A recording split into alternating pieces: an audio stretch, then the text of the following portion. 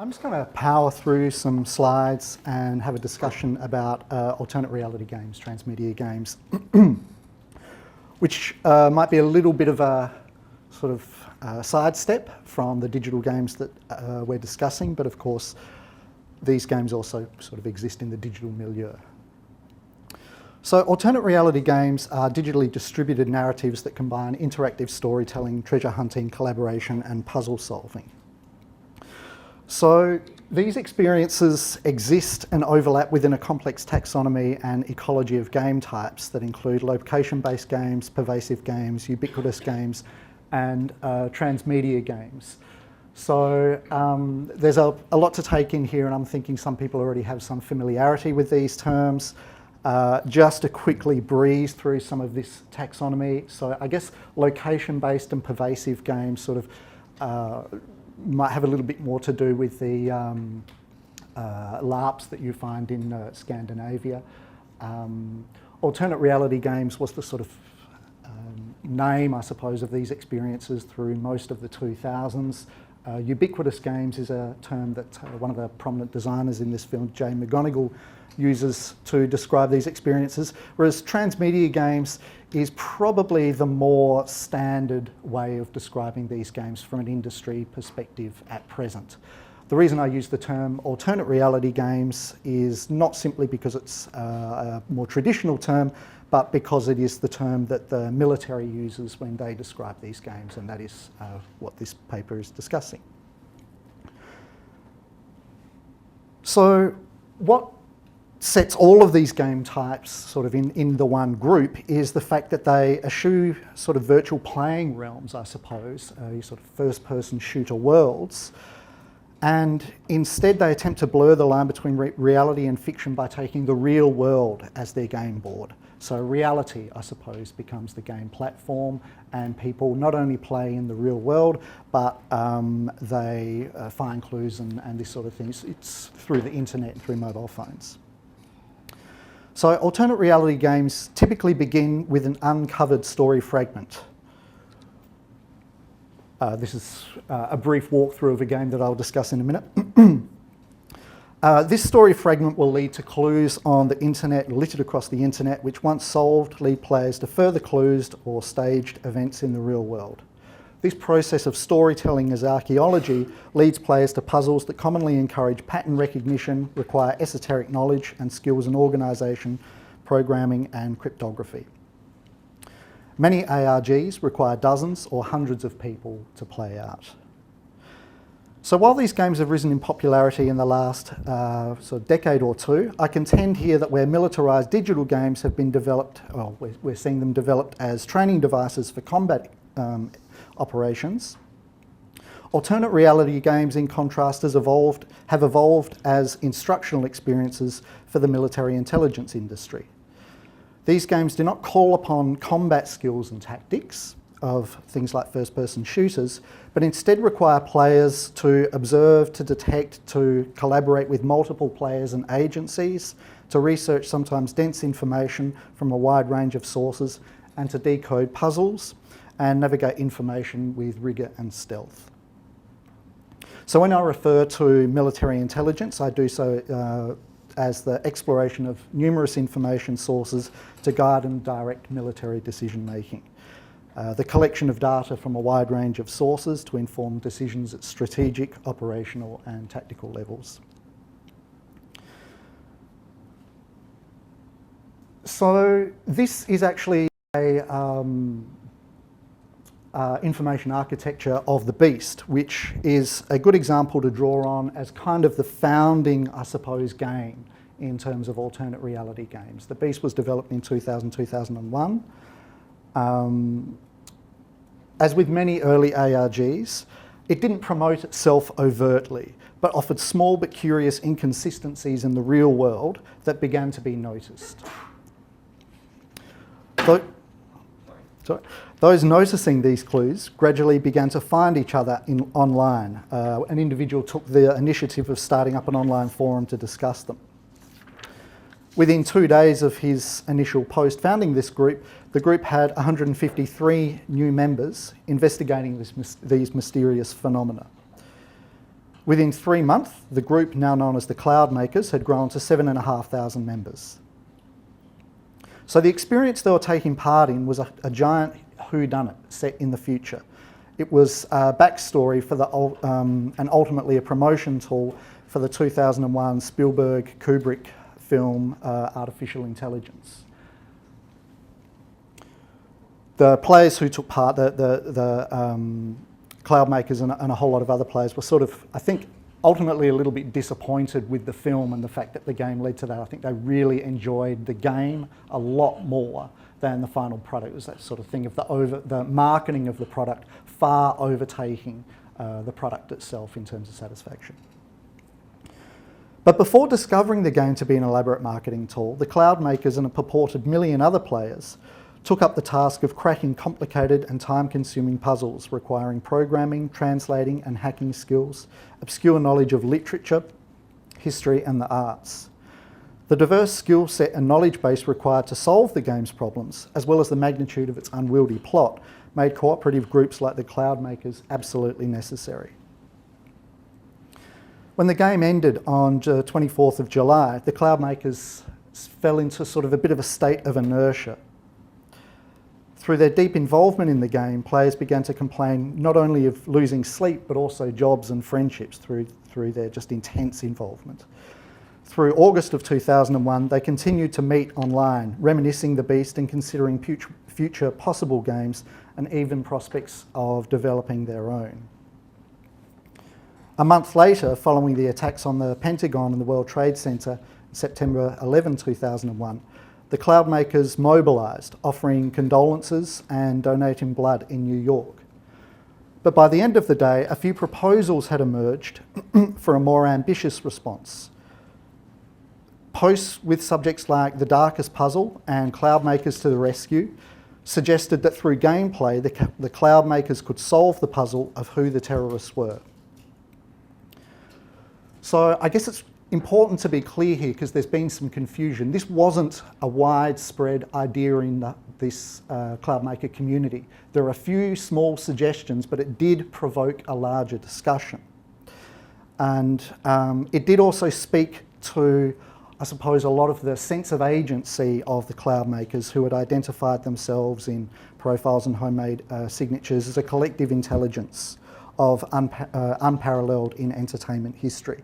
And I suppose in doing so, we see some of the kind of McLuhan-esque global village ideas, this idea of the hive mind and these sorts of things, of the internet of collective problem solving. Much of what I've discussed here is taken from the writings of Jane McGonigal. These are some of her slides from a PowerPoint where she's talking about the Cloud Makers and the sense of agency that what's now described as the Cloud Maker incident evoked. McGonigal is one of as a researcher and ARG developer and as one of the most prominent and vocal advocates as ARGs and indeed games as experiences that can address problems in the real world, identifies the Cloud Maker incident as key inspiration to her work. But where McGonigal focuses on the perceived agency of players, I'm more interested here in the sort of organisational structure that came about. The fact that members of this group were willing to invent themselves as a DIY intelligence community against a terrorist threat. I should also mention that the group self-moderated and within hours and days elected not to pursue this activity, suggested no, this is really complicating investigations that are already taking place, and essentially saying this would not be an ethical thing for us to do. However, what they proposed and the fact that these ideas emerged is, I argue, a central aspect of alternate reality games, that they evidence and encourage a pervasive culture of paranoia and conspiracy, a residue perhaps from Cold War fictions and the reality of the Cold War. Such tendencies have been noticed in McGonigal's own work as a game designer. In their paper, Playing with excuse me, playing with leadership and expertise, military tropes and teamwork in an ARG, Peyton, Young and Lutters use a data set from McGonigal's ARG I Love Bees, which is, the homepage is presented here, to argue that military culture has influenced everyday life. Game players, they note, organise themselves according to US Army structures, calling teams armies, platoons and companies.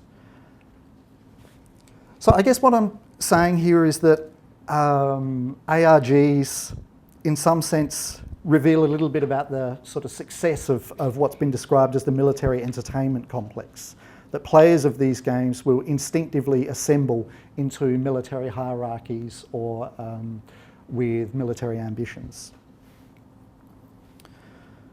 These observations are not only my own or restricted to Peyton, Young and Lutters, but were articulated in the RAND Corporation's 2004 report, Out of the Ordinary, Finding Hidden Threats by Analysing Unusual Behaviour. The report uses the cloud maker community and ARGs more generally as a key example of their proposal of a virtual community of intelligence, law enforcement and homeland security professionals. The RAND report examines and recommends how a dynamic network of information in the hands of an ARG-like group could be used to identify a security threat by sifting through real-world information, identifying patterns and meanings that would not be readily apparent otherwise. So you can see here how it's kind of hinting on this kind of paranoid knowledge, that you can kind of make connections, that these players might make connections not otherwise apparent.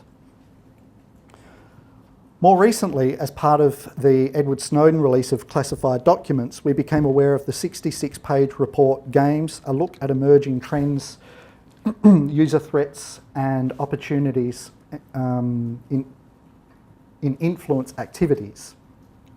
So this report, produced by the security contractor SAIC in early 2007, according to Ars Electronica, who've written about this, the report provides a rare window into how the US intelligence community views interactive games as a potential tool to be used by foreign actors. What is, I find interesting is the sort of coercive nature of the report itself. The self-justification, I suppose, of the report and the way it suggests that games should be developed towards military activities because enemies of the US state and Western governments are already doing so. Although saying little of the US's own militarised games as apparatus of recruitment and propaganda, the report does focus on games, how games can be used as part of propaganda efforts by enemies of the West, and suggests that terrorists or enemy forces might, through games, present a particular political view or standpoint, ideology, in an easy to engage, easy to digest, engaging and indeed playful way. Of ARGs, the report argues that not only do they operate as propaganda tools, but the terrorists could set up an alternate reality game as a dry run in the real world, allowing players to call headquarters with information on security cameras, wiring, security guards, power sources, crowd congregation, locations, etc. I've taken a good deal of this from the Ars Electronica article discussing the report, which also says how exactly these activities are different from terrorists actually doing these activities in the real world as opposed to being in a game world. It doesn't really go into that. This matrix from the report is quite interesting. You can see a whole list of game genres and how they kind of tick the various boxes in terms of military applications. You see that massive multiplayer online role-player games get the thumbs up across the board for military development. But what I'm interested in here and is the distinctive aspect of alternate reality games and the sort of particular paranoid and I suggest even Cold War-ish tone, the encouragement of this sort of conspiratorial thinking and pattern recognition, apophenia, coding, decoding and doublespeak. Indeed, much has been written and said about the playful paranoia present in ARGs. McGonigal herself suggests that we should not think about these games as paranoid per se, but in terms of its opposite, which she defines as pronoia, the sense that there is a benevolent and unknown force working on your behalf. But of course, within psychological and psychoanalytic literature, the definition between paranoia and pronoia is the same. The idea that there are, whether working for you or against you, the fact that there are unseen others working with you in mind, the sort of narcissistic mindset, basically, that there's a whole world, you know, whether it be the Truman Show or whatever else, the fact that there are outside sources is still actually paranoia. And of course, so many alternate reality games take on this particular look and feel, from Majestic, which actually predates the Beast, which use websites, phones and faxes, but sort of weaved its narrative around a whole lot of already existing conspiracy theories, from JFK assassination to UFO landings and so on, right up through Violet Stream, Project Abraham, Dark Spores, a whole series of games in the ARG realm that really focus in this area. I'm just going to try and speed up a little bit because I'm running out of time. In 2008, the US military announced its first alternate reality game. Funded by the Joint Forces Command and DARPA, the game was developed and executed by the military contractor BBN Technologies and ARG designer Dave Zabolski, who is a very important figure within alternate reality games. Author of the book This Is Not a Game, and creator of 5 very well-known ARGs, deceased now, unfortunately. The game aimed to provide a rich content and evolving circumstances to add the texture of reality to a simulated scenario. The scenario, which evoked connections to Haitian floods and Hurricane Katrina, was of a tsunami-devastated island off the southern coast of the US and an unexplained illness spreading among its survivors. The Joint Task Force formed to support the relief effort, originally focused on delivering essential services, then had to contend with a medical epidemic as well.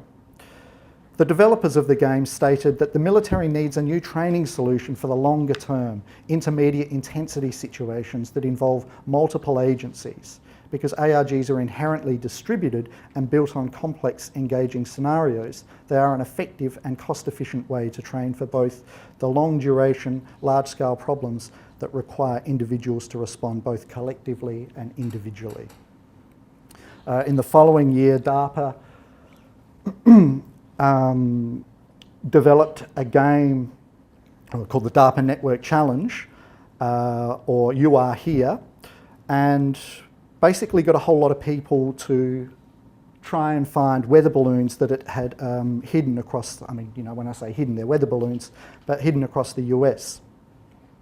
The alternate reality games community was, it created a little bit of buzz in that community. This is the ARGN website where the game was discussed. What was interesting about this game is that it was ultimately taken out by, the prize was taken out by a group of players assembled within MIT, which I think is quite interesting because against the notion of sort of this collective detective group of hitherto unknown to each other players assembling online, it was an organised institution that was most successful in responding to the challenge. And just in closing, I want to sort of suggest that there may be a shift away, and I suppose I'm weaving a narrative here with the information that is available to me about how this has worked, how this has evolved. But I just want to quickly finish with the Boston bombings and what's been described as the gamification of the news.